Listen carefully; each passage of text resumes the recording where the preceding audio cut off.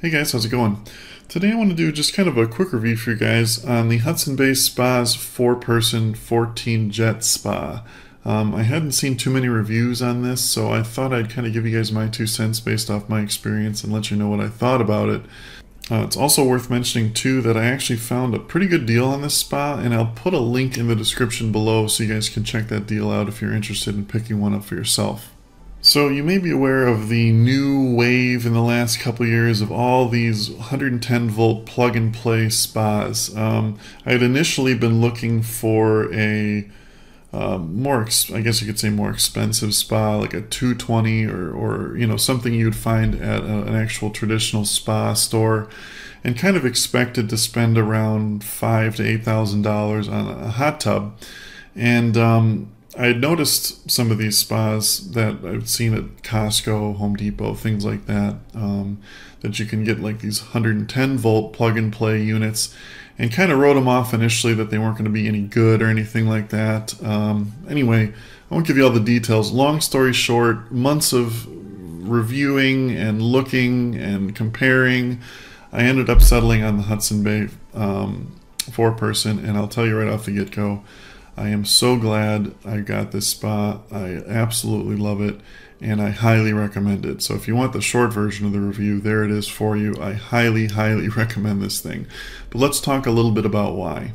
For one, and kind of the most important thing is, it will get the water up to 104 degrees, which is the maximum legal allowable temperature here in the United States. Any spa you buy is not going to go over 104 degrees without some kind of shady illegal modification. Now, second thing to note, I wouldn't want to get it over 104 degrees. I don't even leave it on 104 most of the time because it's just too hot.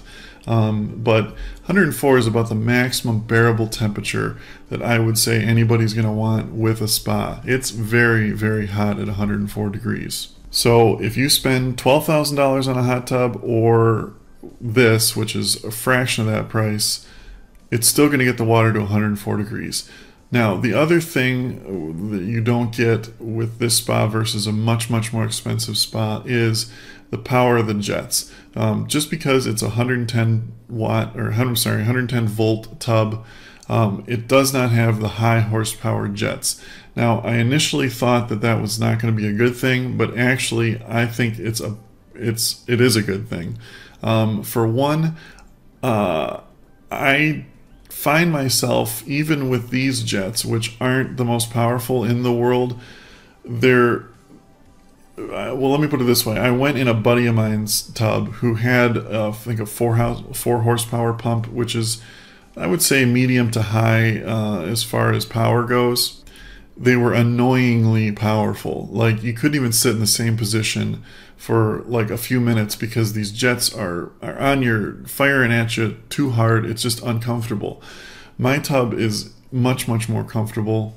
It's not annoying. It just gives you enough massage, but not to the point of being where you feel like you have to move around or switch positions because you get this jet blowing at same part in your body where it like numbs your skin or anything like that. So something I initially thought was not going to be good is actually something I prefer on this tub.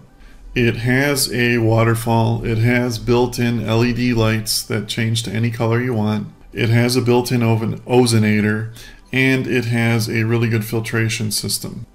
It's assembled in the USA. It's very, very high quality. The motor on it runs very quiet, and the best part about this thing is the cost of operation. Because it has full foam insulation around the outside shell and inside, this thing, based on my calculations, in the summertime, it costs, I would say, let me put it this way. I keep it at 104 100% of the time. I just leave it set at 103, 104, 24/7. I never turn it down or turn it off. And in the summer, my electric bill, I calculated it costs maybe $5 a month. In the winter, maybe $20 a month to run this tub 24/7 at its maximum temperature. So it's extremely, extremely energy efficient. To compare that, my neighbor's in-ground hot tub said it costs him $50 every time he wants to heat it up. I mean, that is insane. That's why I would never get an in-ground hot tub, because I would never use it, because I'd never pay $50 every time I wanted to fire it up. But that's the nice thing about this tub. It's always ready to go, and you don't even worry about the electricity cost because it's so cheap. It has a nice kind of a fake wood cabinet, but it's completely weatherproof, waterproof. You can leave it outside during the winter, summer, anytime. It's good to go. And the beauty is you don't have to get a 220 line, which I got a quote from an electrician. They wanted $1,200 to put a 220 in and run it to my backyard. So this just plugged right into an outlet. It's got a built-in GFCI, so you don't have to worry about that. So it's going to save you $1,200 right there, just in not having to get a 220 line. But anyway, I absolutely love this tub. Highly recommend it. For the money, there's not a better hot tub out there. And believe me when I tell you, you don't need to spend $5,000 to $8,000 to enjoy a hot tub. This is 99.9% just as good as those $5,000 to $10,000 tubs at an absolute fraction of the price. I'm not trying to be salesy or anything like that here. I'm just very, very happy with it, and I love the thing. So anyway, if you guys have any more questions on it, just leave them in the comments below.